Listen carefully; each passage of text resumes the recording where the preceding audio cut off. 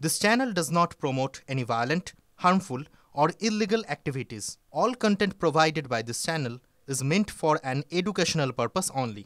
Office যাচ্ছেন, কানে earphone গুঁজে পছন্দের গানটা শুনতে শুনতে ভাবছেন অনেক কিছু। আচ্ছা, এইবার ভাবুন, জীবনে সঙ্গীত নেই, মিউজিক নেই, সুর নেই, কেমন লাগবে?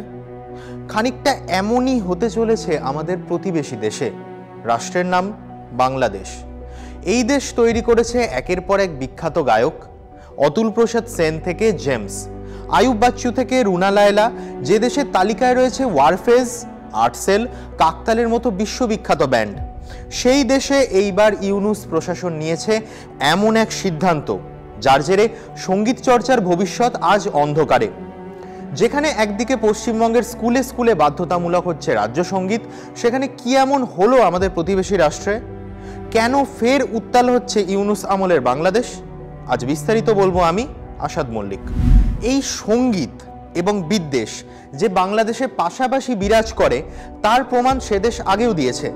হাসিনা পরবর্তী সময়ে বাংলাদেশ সেনার প্রাক্তন ব্রিগেডিয়ার জেনারেল আবদুল্লাহ লিল্লাহ আমান আজমি জাতীয় সঙ্গীত বদলের দাবি তুলেছিলেন। যুক্তি একটাই, রবীন্দ্রনাথ ঠাকুর ভারতীয়, তাঁর লেখা গান বাংলাদেশের জাতীয় সঙ্গীত হবে কেন? যদিও আমার সোনার বাংলাকে ভালোবেসে এই গানকেই জাতীয় সঙ্গীত হিসাবে মাথায় তুলে রেখেছে আপামর বাংলাদেশবাসী। বর্তমানে ইউনুসের ফের একটা খামখেয়ালি সিদ্ধান্ত। কেউ কেউ বলছেন ইসলামিক জিগির, কেউ কেউ বলছেন সাংস্কৃতিক ফ্যাসিবাদ। রাজনীতিকদের মতে ইসলামিস্টদের জন্য ফের নত হয়েছে ইউনুস সরকার। আচ্ছা, কি ঘটেছে সেই দেশে? শুরু থেকে বলি। গত 28শে অগস্ট জারি হওয়া সরকারি প্রাথমিক বিদ্যালয় শিক্ষক নিয়োগ বিধিমালা 2025-এর গেজেটে দেখা যায় সঙ্গীত এবং শারীরিক শিক্ষার শিক্ষক পদ অন্তর্ভুক্ত। এরপর বাংলাদেশের ধর্মভিত্তিক রাজনৈতিক দলের নেতারা সঙ্গীত শিক্ষকের বদলে ধর্ম শিক্ষক নিয়োগের দাবি তোলেন।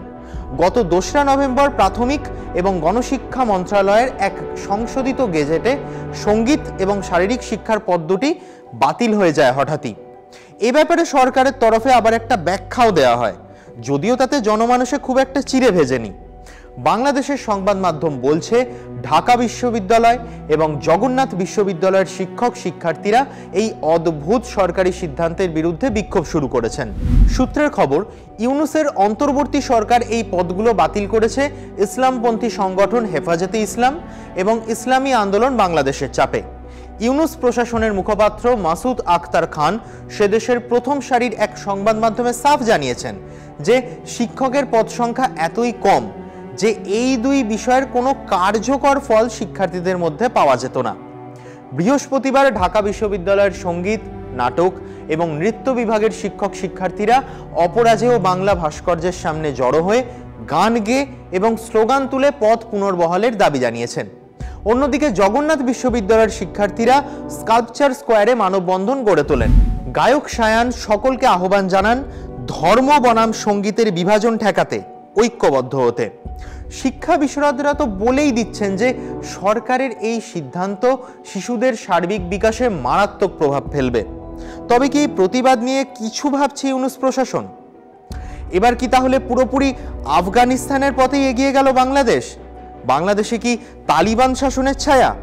আবারও উগ্রবাদীদের হুঙ্কারে যেভাবে পিছু হটলেন নোবেলজয়ী ইউনুস, তাতে এমন প্রশ্ন উঠছে আন্তর্জাতিক মহলে।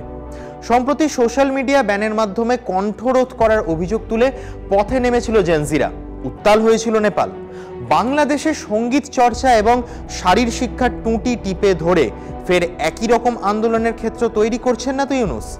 পড়ুয়াদের সর্বাঙ্গীন বিকাশের কথা ভেবে এই ভয়াবহ সিদ্ধান্ত থেকে কবে সরে আসবেন ইউনুস?